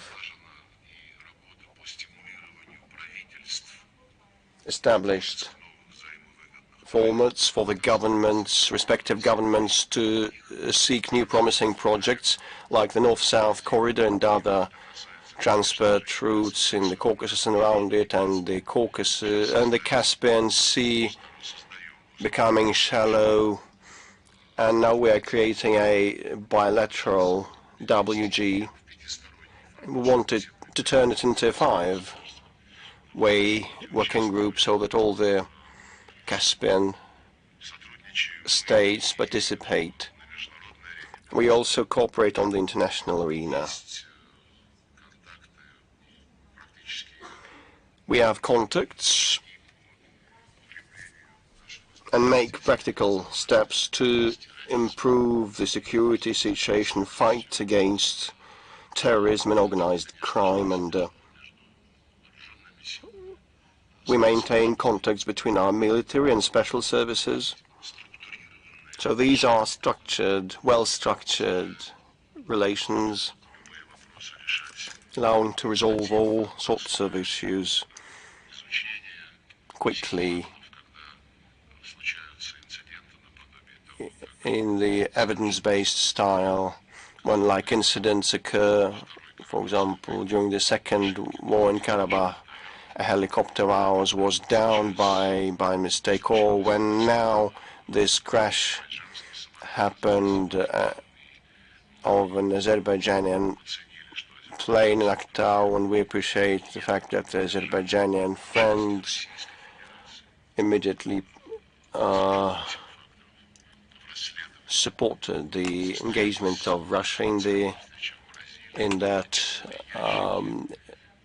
investigation, and a special meeting in Brazil was conducted, and the black boxes were opened, and lots of information was extracted, and that information prompts us to wait for the outcomes of the investigation without indulging in hype and instigation, because many of the news are not confirmed by the black boxes information. We cooperate with my counterpart, Foreign Minister of Azerbaijan, and our ministries have a long-term consultations plan on foreign policy matters, starting with the UN agenda and OSCE, and up to the most relevant topics of climate, and in the wake of Baku hosting the 29th COP of UNFCCC. So in 2025, we expect this confidential relationship to evolutionize further, more actively. And the second part of your question was, and I had a second question. Well, the rapprochement of Armenia with the EU and the US, how can that impact the security situation in the region? Well, you know, we will inevitably move and then end up in a situation that has been predicted by Russia and Turkey and Azerbaijan.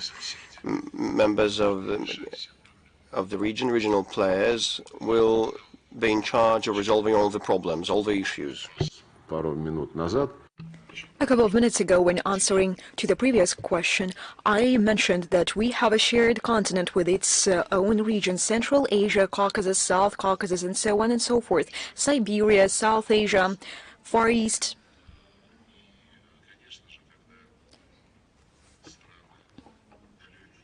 And no doubt that when some states which are far away from our territories, and I should say from our traditions, they do not understand history in its non-colonial dimension when they say that they are going to help everyone. I don't see a problem from the point of view of contacts, but when they say that the European Union mission will be to guarantee security in some regions, I don't understand this.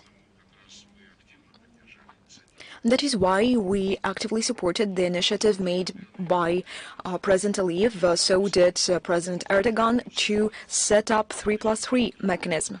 3 South Caucasus states and their 3 neighbors: Azerbaijan, Armenia, Georgia, Russia, Turkey, and Iran. We have already had our first contacts. Our Georgian neighbors haven't yet taken the seat they have been assigned, but this seat is always open at the negotiation table. I believe this format to be more productive and more efficient. Lately, I heard that Armenia and Azerbaijan have almost come to terms when it comes to a peace treaty, and the 2 pending issues they still have. It is quite difficult to bypass them somehow. They should decide them either positively, or negatively. And then the European Union wanted... Это суверенное решение Азербайджана, Армении, где подписывать документ, когда он будет согласован.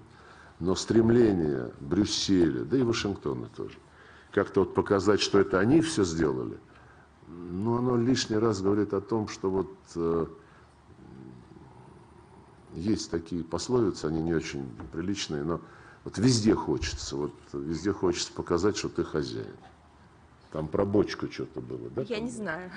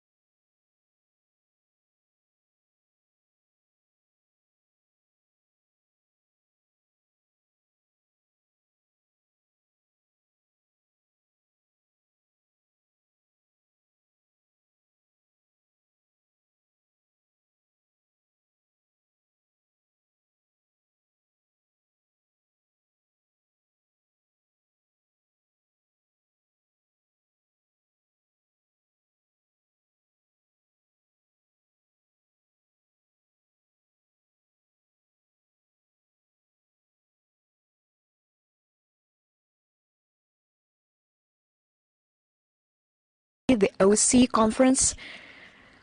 One document was adopted, among others, the document on access to information, which was pushed forward by France, by the European Union and some other Western states. This document said that all governments had to guarantee access to any kind of information for their population. Information generated inside the state and information coming from abroad. They wanted to support this perestroika period in Russia, which was eliminating all kinds of barriers, and now they are blocking all the channels. They are introducing some bans, as far as I understand, and we asked the French, why are you doing so? Here is the OSCE document, your own wordings. They are unwilling to listen to us. We also have some limits, but they are clearly regulated and indicated. The content which might be found sensible, which has to do with children, with our traditional values, but in the West, they block any information criticizing the actions of the government. It is not only criticizing the actions of the government, but it is the information based on facts. This fact-checking, I understand that these words of the English origin, it is difficult to replace them. But I believe that we should not be afraid of them. Let them come, let them see and listen. Here we have some foreign journalists, and someone can't come, isn't it? No, we are open for everyone. Their news agencies, they do not allow their journalists to come from Germany and from France. And why they are here? They are working here. Now I see we have the representative of Komsomolskaya Pravda, and France doesn't give accreditation to the correspondence of Komsomolskaya Pravda. Many unpleasant things that we saw on the last page. Minister Lavrov, I have a question. The other day, we received a letter from a schoolgirl from Malta. She's 12 years old, but she loves Russia, and she asked me to ask you a question which she finds very important. At school, I sometimes face the biased attitude to Russia. I believe that other children living in Europe, they hear false statements, they hear falsehood about Russia. What should we do in such a situation? We have internet. The information we have is online. It is no longer on paper. Websites of our foreign ministry, the website of the Russian State Library, and many other organizations, many other libraries, they also have their own websites. No one can prohibit to use them. I would wonder if she had access to them. We can send her a computer as part of our program, the Christmas Tree of Wishes. Telesur, the floor is yours. I'm Oleg Yasinski, Venezuela, Nicaragua, and Cuba, Telesur. Minister Lavrov, my first question. The year 2024 became the year when, in many parts of the world, we see that the far-right forces, the far-right powers are gaining ground. They deny any principles of peaceful coexistence, any integrity and self-determination. What does Russia think of these new political and social trends, and what can we do to change this situation? This was my first question. My second question, what are Russian priorities and key projects in Latin America in 2025? I would like to make some clarifications.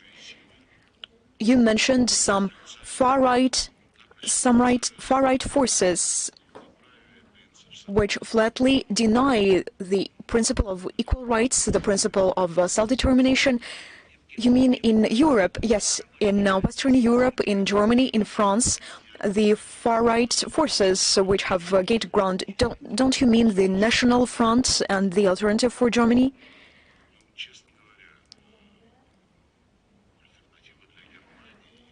Frankly speaking, the National Front and the Alternative for Germany, these are systemic parties. They are the part of the parliament.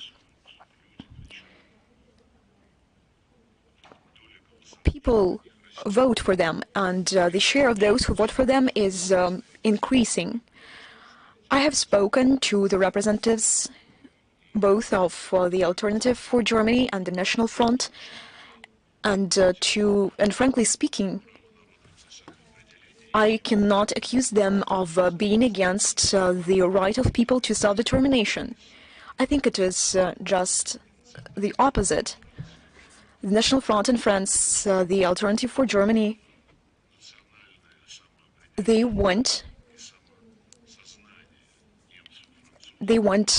national to restore national consciousness and national self-determination to restore, because a considerable part of this had been usurpated by Brussels. That is why it's quite difficult to comment on the issue. To say that they are coming up with such disruptive programs, I wouldn't say so. If you cite some examples, it would be possible for me to comment on them. Members of the Alternative for Germany parties, they take part in political talk shows on the Russian TV, and they share the ideas which are first and foremost focused at the need to overcome problems in Russian-German relations. They discuss well-known facts which have been known for many decades and for many centuries. They testify to the aspiration of Anglo-Saxons to prevent Russia and Germany bring together their capacity. I believe that there are many rational and useful things in their ideas, so if you have some concrete examples, I will try to comment on them. With respect to Latin America,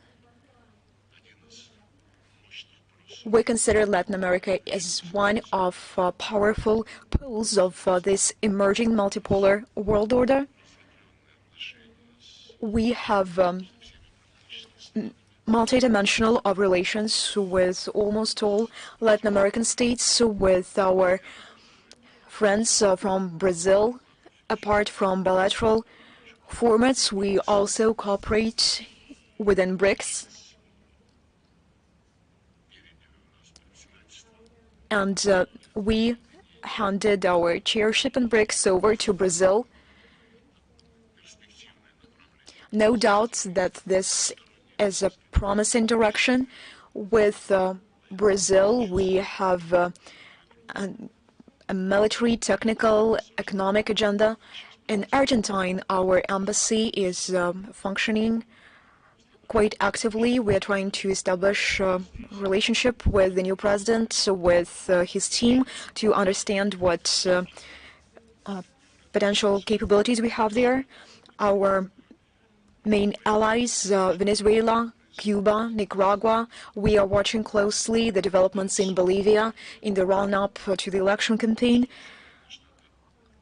We witness the facts which prove that the United States is trying to interfere, is trying to fracture the progressive forces, but there is nothing surprising about that.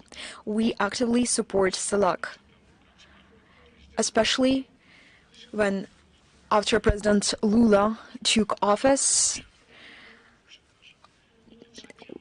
the CELAC gained the second wind, and they are willing to develop alternative payment platforms which would reduce the dependence on the abuse of dollar position on a global market. With Mercosur, we also have relations with them. Central American Integration Systems, ALBA, and many others.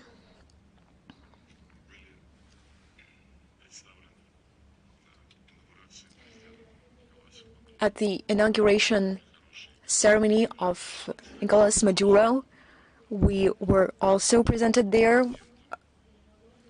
Volodin had good negotiations with Mr. President. I expect a very fruitful year. Two last questions. The lady over there, over to you.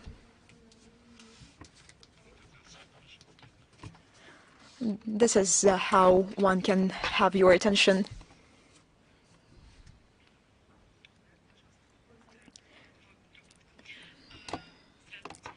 Good afternoon.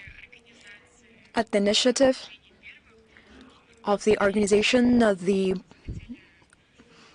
movement of leaders, the movement of the first ones, the children wanted to have an association of child organizations. Do you believe that these organizations are important? How can children help in international policy? And what can you recommend to us?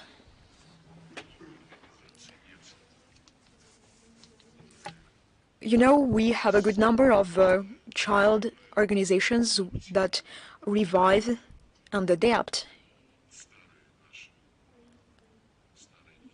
our previous... Октябрятский, комсомольский, к новым реалиям. Я считаю, что это очень полезно. Я с наслаждением вспоминаю свои и пионерские, и комсомольские годы.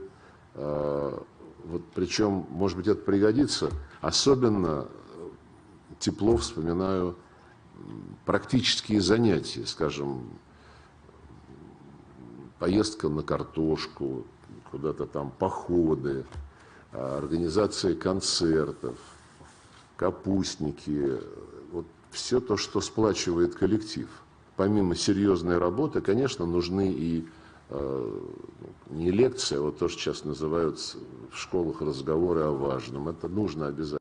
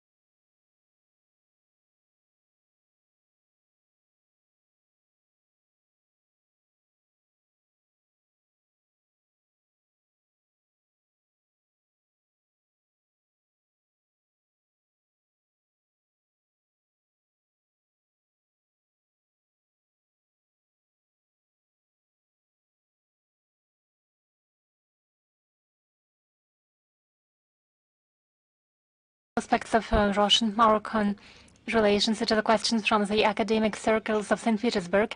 And a second question that is particularly important to me.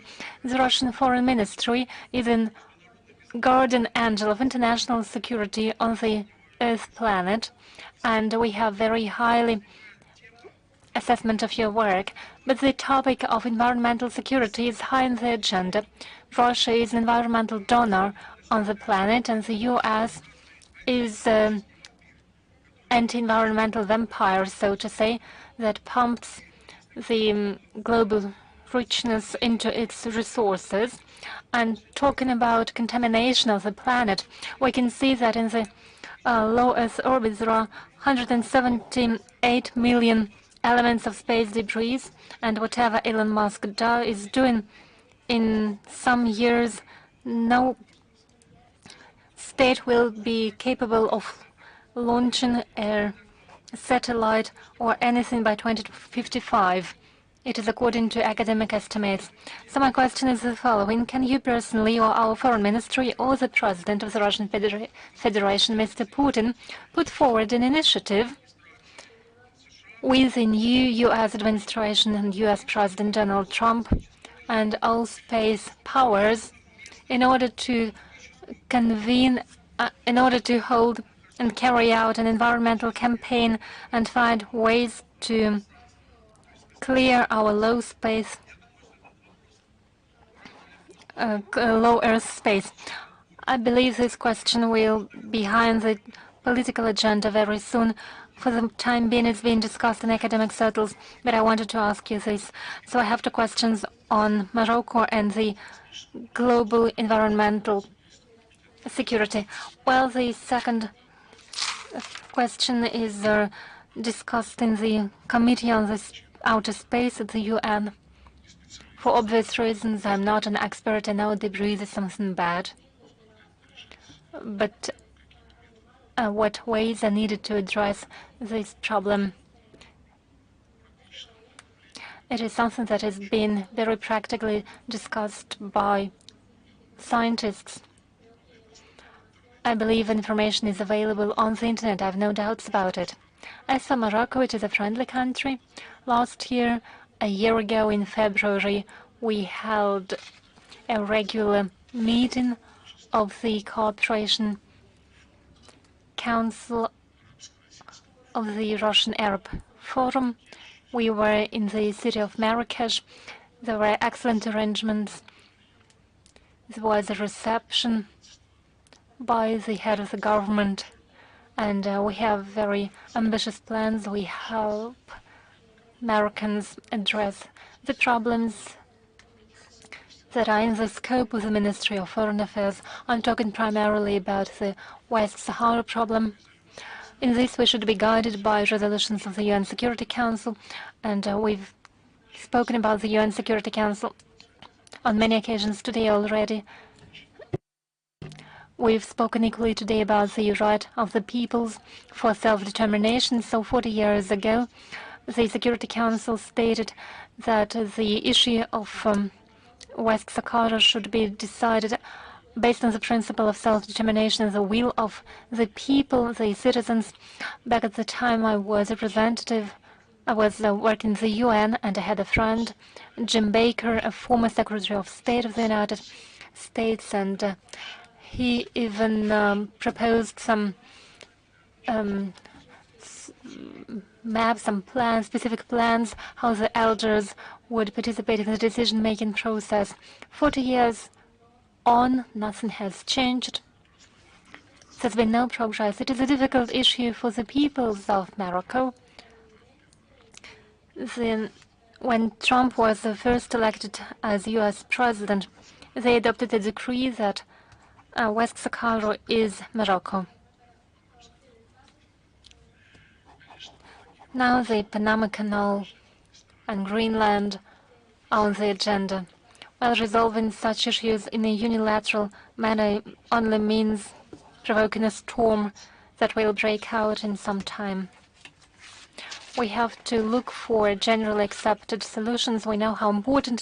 Содействовать, но решать вопрос можно только на основе обоюдного согласия, а не навязывая что-то одной стороне.